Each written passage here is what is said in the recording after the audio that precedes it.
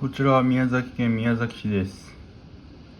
ただいま台風の影響でものすごい風が吹いてます。皆さんお気をつけください。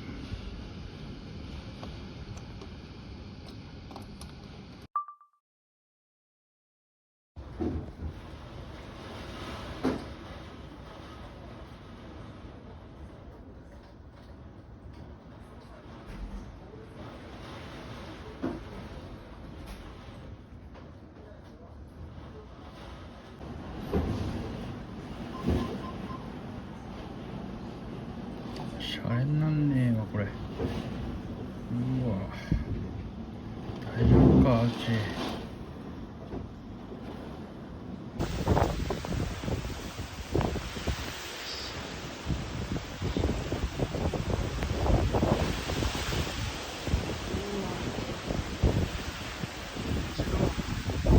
バナナの木が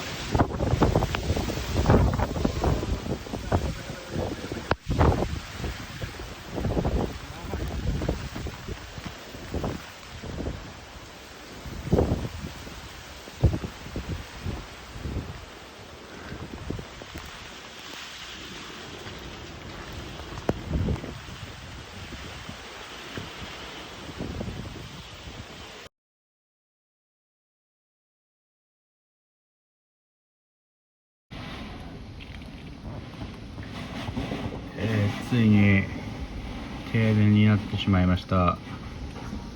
風の方もめちゃくちゃ強くなってきました。まるで荒れ狂う我が妻が怒った時のようです。どうか静まりください。みんな気をつけてね。じゃあね。